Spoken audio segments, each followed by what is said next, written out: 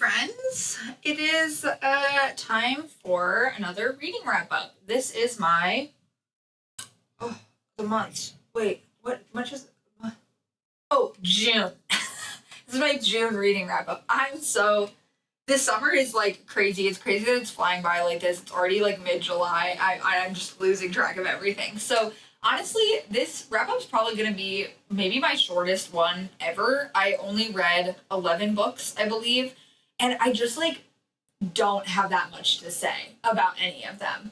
I think a theme for this month is that these books were like fine, but it's like I've read a better version of most of these books, I guess. I'm noticing that as I'm looking through all of them. There's a couple standouts, but really nothing too crazy. So I think we can just jump in.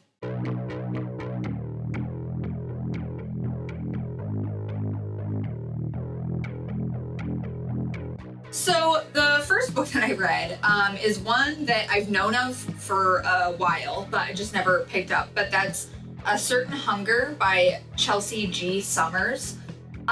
This is one of those weird woman books, and if you've watched some of my videos, you know I love that. It's one of my favorite types of book. So this was one I knew I was always going to get around to at some point. And I almost feel like if I had not read as many of these as I have, I probably would have liked this more. But I think my standard for these types of books is just very high at this point because I've read a lot of really good ones. And this one just, I don't know. It's about a woman who is a cannibalistic serial killer, and it is her account of the things that happened after she's already like caught and in prison.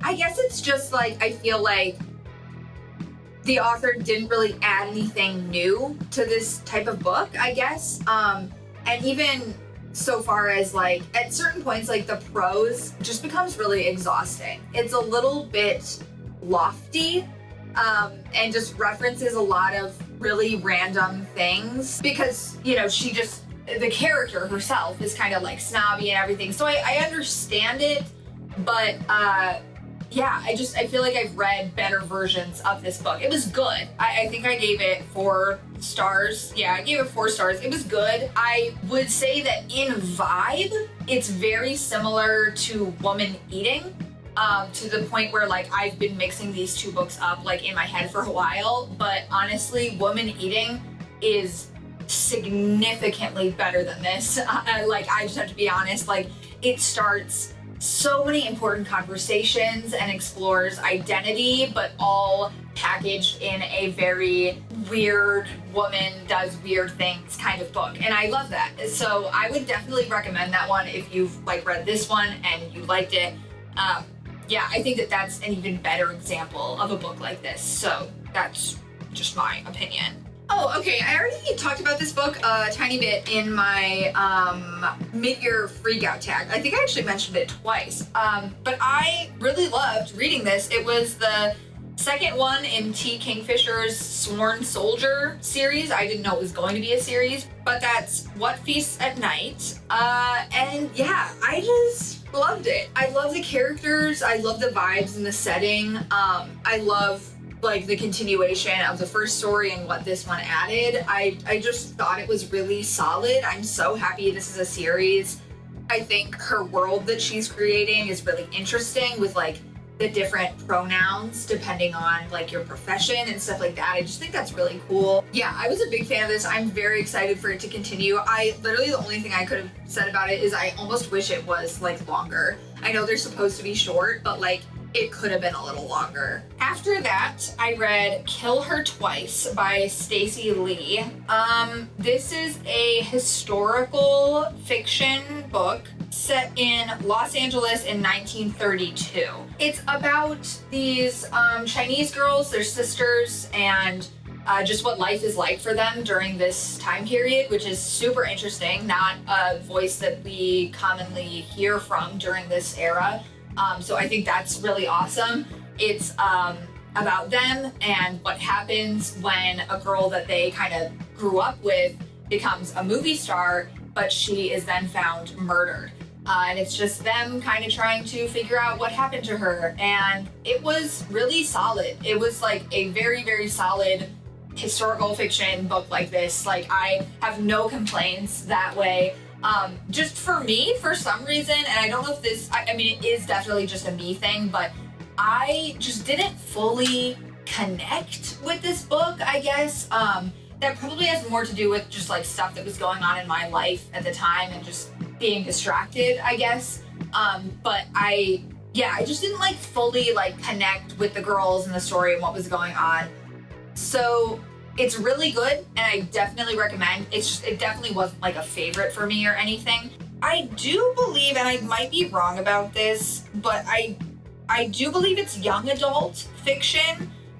If it's not, it does just like read very young. And I think that was part of my thing with it also, is I find that I just really have a hard time connecting with young adult fiction in general. So that's kind of my only thing about it, I guess, that I would say. Oh, I picked up this gothic novel. I think it's like a new release, but I really like this. This was My Darling Dreadful Thing by Johanna Van Veen. And this was just a super solid gothic book. I really like that genre. I love how like gothic media is having a resurgence right now. I was super excited for this. It's about a young girl who has a like spirit companion, and what happens when she is rescued from an older woman who also has a spirit companion who's a widow and well off, sort of. And basically what happens when they connect and have this like relationship, and just some crazy stuff happens. And it's told kind of in a dual narrative style. So there's her POV, like as she's recounting this story more like in real time. And then there's also these like transcripts of her talking to a psychologist basically after all of this stuff has gone down, this stuff that I'm not going to detail for you because I don't want to spoil it, because I do want you to read this book. It reminds me of Alias Grace by Margaret Atwood. If you've read that or seen there was a series of it that I actually thought was really good. But it's similar to that, I would say, in a good way. The only thing about this book is it doesn't have a very satisfying happy ending of any kind, which obviously like it's gothic, like it's not necessarily going to, and that's okay. But if that's not your jam, you might not feel like there's enough payoff at the end, is the only thing I would warn people about. But I'm just super interested in this author now. I think that this was really good, and already her second book is on Goodreads. It's not like published yet, but I read the blurb and it sounds like even better than this one. So I'm super pumped just to see where she goes with her books, because this was a thing. This I already talked about again in my mid-year freak out tag. This, I don't know what it is about this book that I just really enjoyed, but it's Whale Fall by Elizabeth O'Connor. This is just kind of a quirky little coming of age story. It's very short. It's written just kind of in a weird way. I don't really know how to explain it other than that. But yeah, I don't know. I think it was a combination of like the setting and just that I love like coming of age stories, but this is set like on a very like windswept, run down island, this little village, and it's all like folktale-y, and I don't know. I don't even know how to explain it. I just really liked it, and I think like it's not a perfect book, which is why I think it's such a surprise that I really resonated with it so much. Because I don't think it was a perfect book by any means, but just really hit in a weird spot for me. So I literally want to like buy this book. Like I think that this is a book that I'm going to own. So yeah, I would recommend, but it's like I know that it's not gonna be for everyone, and that's okay. After that, I listened to Gwenna Laithlin's parenting book that she just read. If you know her, she's kind of a big TikTok influencer, got her start, I think, during COVID. I think she talked about that a little bit in her book, but she wrote a book. It's called Momma Cusses, and it's just a fun little parenting book. I've read a lot of parenting books. It's just a particular interest of mine. So I really liked it. She reads it, she reads the audiobook, and she's super funny and quirky. It definitely does feel like older millennial humor and vibe, but she even says that in the book, so I can't really fault her too much for it. But yeah, it was just solid. I gave it 4 stars. I thought it was pretty great, and I think that it's really cool that she's been able to like have these opportunities and stuff just from posting videos like on TikTok. Like, that's awesome to be able to say you're like a published author now, you know? Oh, one of my absolute favorites, like favorite books from this year, like I can say that definitively at this point, was the next book that I read. Have been waiting for it all year because I thought the cover was so intriguing. But it is When Among Crows by Veronica Roth.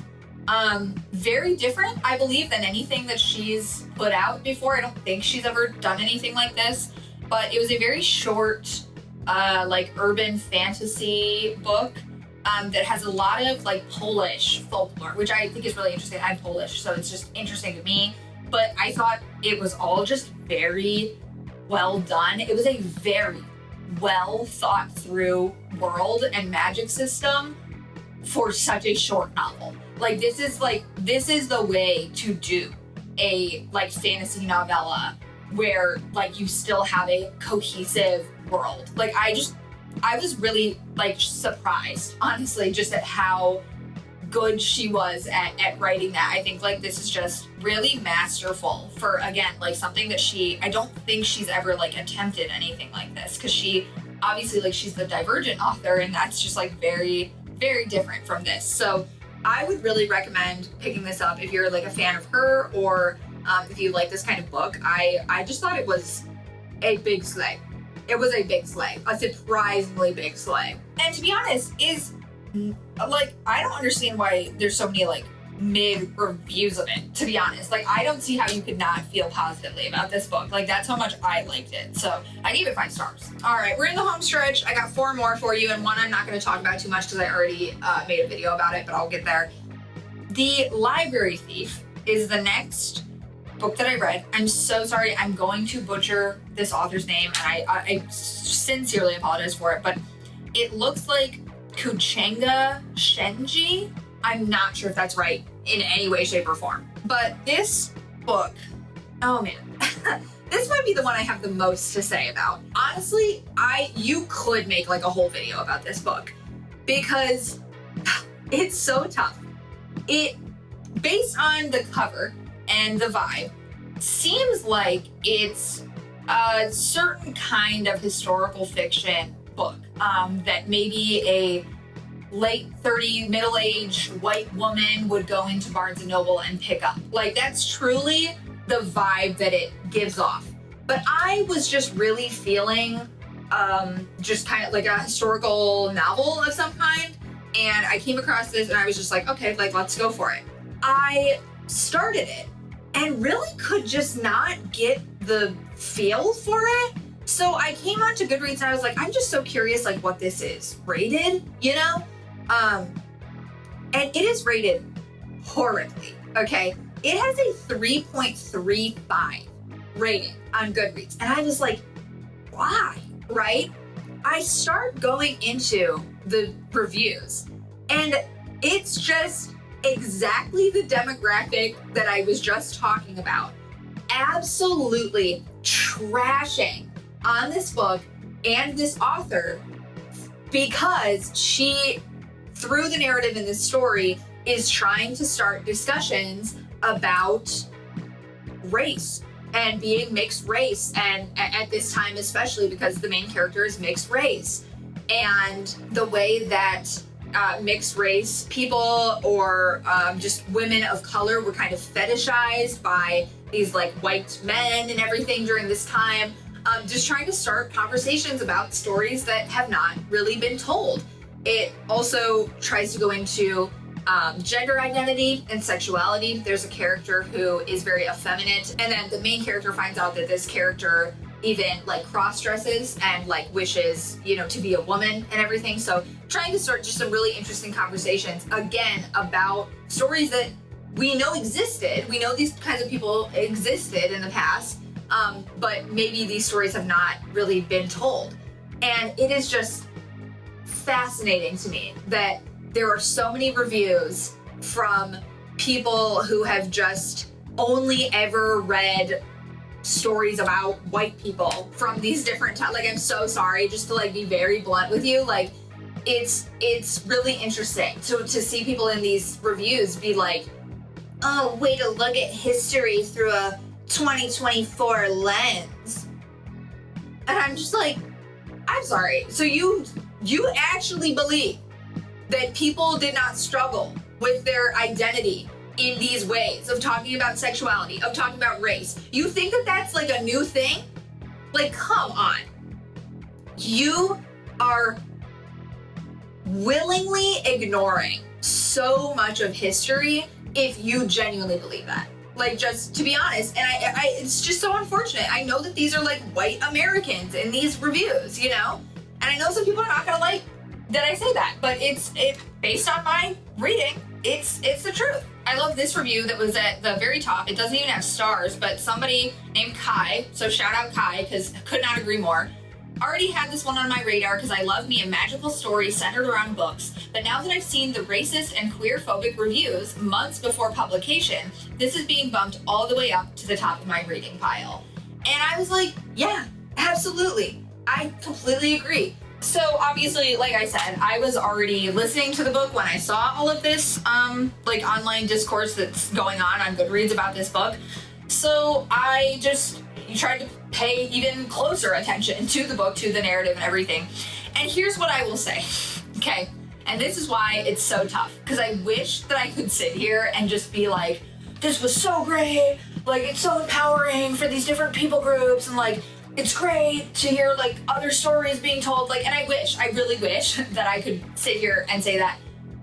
But unfortunately, it kind of failed to do what it was trying to do. And not in the sense of the conversations about race. I think that this author knows what she's talking about when it comes to those things, when it comes to exploring those kinds of topics. And I think that that's awesome. I think she did a really great job with that. And that was a super interesting part of the story. But unfortunately, just wow. Like the queer aspect of this book really was not handled in a great way, in my opinion. And here's why. This book is exclusively told from the perspective of the main character, this woman. So when she finds out that, these queer characters are having these, this relationship, these relations, she finds this out, she just gets too excited about it in a way that really ends up reading as like fetishization.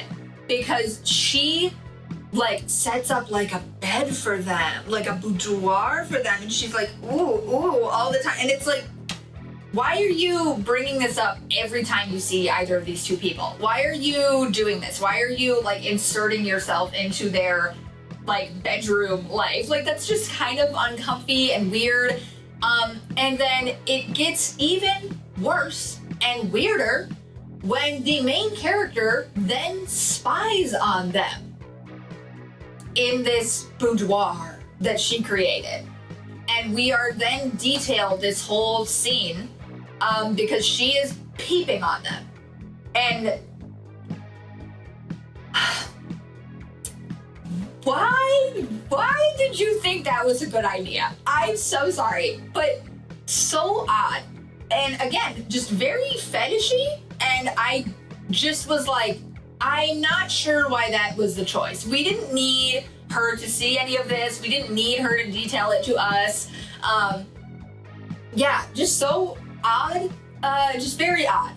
Really, like, you needed her to see it in order to detail those things for us because it's only like a one-person POV book. But if that's the case, rather than turning your main character into a peeping Tom, maybe just write a different book, right? Because her creeping on them is not the empowerment slay that it's supposed to be. I just thought that was so odd. And then there's just some other like odd comments about the one character who is more like effeminate. Like, there's just some very strange comments, and sometimes it just verges on unnecessary comments made about this person by other characters, by the narrator. I think that this author had a great grasp on what she wanted to say about identity when it comes to race and stuff. I don't think she did a very good job with incorporating another type of identity into her book. I think maybe she should have just stuck to the race part. But honestly, a bigger thing too, not a bigger thing, but another thing, is really just this book is not very plot heavy at all. It's very misleading. It promises like these secrets and like this mystery and all this stuff, and that is not what the focus of this book is. So if you're looking for that, don't read this. Like, you're gonna be disappointed. And that's the fault of like this kind of marketing. Like, you can't say you're giving me one type of story and then give me something else that I was completely not looking for, because it makes me like view this book even more negatively. You know, I hate like marketing like that. And I've said that before, but I hate it. So yeah, I don't know. That's kind of my thoughts about it. It's so tough because it's like, I feel like the author just kind of doesn't win either way. Like, this is a book that's supposed to be for a certain demographic, but that demographic is going to hate it, you know? But then the demographic that she is kind of speaking to, I don't think she handled it very well, like, for me either. So, yeah, so tough. And I wanted to be able to tell you, you know, it's a slay, and let's get that Goodreads review up and everything, you know, like, but it's just not that. I gave it 3 stars. So, yeah. After that, I read a very anticipated memoir, I feel like, for this year. It's Chelsea Devantez's new memoir, and it's called I Shouldn't Be Telling You This, But I'm Going to Anyway. You probably have seen it. You've probably seen the cover around, you know. It's very highly anticipated for this year, I feel like. And it was pretty good. It was pretty solid. I think I gave it 4 stars, which for me, that just means, you know, this was pretty solid. It was pretty good. I will say, I guess, it just didn't really go all the way for me, I guess. I don't know. I think it's tough because I've read a lot of very, very good, acclaimed, hard-hitting memoirs because I was in a colloquium for that in college. So sometimes I feel like my standard is a little too high, I guess, in a way, because I have read like some of like the best ever memoirs. So while I think that this was really good, it's just like there was just something missing for me. And that's the same way that I felt with like the other one that was super anticipated this year, Hereafter, I think it was called. Yeah, it's just like there's something missing. There's something that would have taken it even farther that just for me is missing, which, you know, I say that, but I do want to acknowledge like these are real people and like real like human stories, and I think that, you know, all stories do deserve to be told, but just in the memoir medium, I suppose it could, if there was one extra oomph, I think it would have really pushed it to be even better. I think the redacted aspects of the story, there are parts that she wanted to publish but that she couldn't. So she ended up just like redacting, like blanking out like a bunch of parts of the story, but like leaving the chapter in. That was really interesting. That was really cool. She also just seems super funny. And like, I think she has a podcast where she talks about memoirs, which I'm now very interested in because that's right up my alley. So yeah, a lot of good in this for sure. My favorite part was when she was talking about her wedding. Absolutely. That's like towards the end of the book, but I love that whole part of it where she's talking about like her bridesmaids and stuff. Loved it. So this is definitely a positive review as a whole, but I think something could have been tweaked to make it even better. Okay, so I'm not going to talk about this book again. I already made an entire rant review about it. The Funeral Ladies of Ellerie County by Claire Swinarski, probably, maybe genuinely the worst book that I have read this entire year. It is full of problematic takes about alcoholism and how that's okay, and how anybody who has PTSD is going to be abusive. Those are basically the main takeaways that you can have from reading this book, and that's just not gonna fly for me in 2024. I don't know how this book got published with content that is like that. It's just so baffling to me.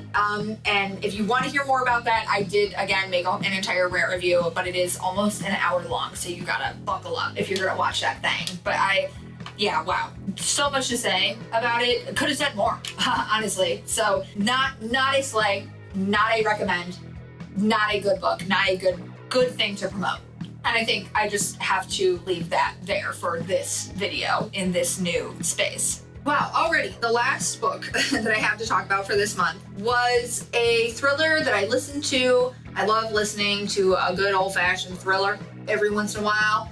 And I was interested in this one. It just came out this year. It's Missing White Woman by, I don't know if it's Kelly. I don't know how to say her first name. I'm sorry. It's Kellye, Kelly Garrett. I'm sorry. I don't know how to say it. I don't want to butcher it. I did not realize until I was maybe at the end of this book, when I went to her author profile, I read another thriller by her a couple years ago. It was Like a Sister, and just felt so mid about it. Gave it 3 stars. I thought that like there were certain things in it that were just like annoying. It was very, very, very, very mid. And unfortunately, that's just how I felt about this one as well. It is so long. It's so long, and there's so many things that get dragged out for zero reason. I think it's trying to start interesting conversations about the role that, you know, TikTok and like online spaces are now playing in like crime solving and true crime and everything. I do think that aspect was really interesting and cool and fresh, but wow, so long for so little to really happen at the end of the day, you know? And just again, just some kind of annoying things in the narrative and the writing, just the same way as the other book. I don't remember, did I write anything down for this? Yeah, I just remembered I wrote something down as an example of just how cringe the writing can be at certain times. She like had just eaten a bunch of ice cream, and then like something spooky happened. And so she literally goes, I had a stick to my stomach, but I couldn't blame either Ben or Jerry. And I was just like, girl, like how did the audiobook reader like read that with a straight face? Like that's so cringe. And there's so many little things like that just sprinkled throughout that I'm like, this is just, what is this? And then the other thing too is, man, she really had to comment on like the appearance of like every woman in this book. Like, please refrain. Like that internalized misogyny, I don't want to read about it. I don't need to hear about how much makeup is caked onto every woman besides the main character, because she just glows all the time because she has her own skincare products that she makes and uses, and it's just like oatmeal and honey. And I'm like, girl, no. First of all, that's doing nothing for your complexion. And the fact that every person in the book has to be like, your skin is amazing, and then she has to like be critical of every person who's wearing makeup, just weird. Ugh, I don't like it. I don't want it. Get it out of my face. No thank you. That's my biggest criticism of the book. I'd be fine with it if it was twice the length that it was, if we could just cut out some of those ridiculous comments that you're making about other women for zero purpose. I don't know. Okay, well, I guess I'll leave you with that because that was the last thing I had to say. I forgot that I really disliked that. I'm glad I wrote it down because, ew, right? But yeah, that's all I have to talk about for this month. Like I said, it was kind of a lighter month for me. I was just transitioning to new job, new school, new whatever. So lots going on in my daily life. But already this month has been better for me. So stay tuned for another reading wrap up next month, as well as I will have another rant review coming out next week. So if you're interested in that, I've got it coming. And yeah, I hope you enjoyed. I hope you maybe get a new rec from this, or maybe you can take something off of your list that you were going to read, because I do think there are a couple here that I'm saying it's not even worth it. Don't waste your time, because that's very real. I can't believe we're already in July. I feel like there's so many more things that I want to read, and I'm not sure if I'm going to have the time before the end of the year. So yeah, maybe just cut out some of those crappy books that you don't need to waste your time with. As always, you know, like, subscribe, do whatever. Comment here if you want to tell me, you know, your thoughts about any of these books. I would love that. But also my DMs on Instagram are always open. I want to connect with people and find community and friendship and just talk about books. So yeah, definitely give me your thoughts if you want to find me over there. That's always linked below. But yeah, other than that, I think I'm peacing out. I got Bridgerton to watch. I'm catching up on season 3. So bye.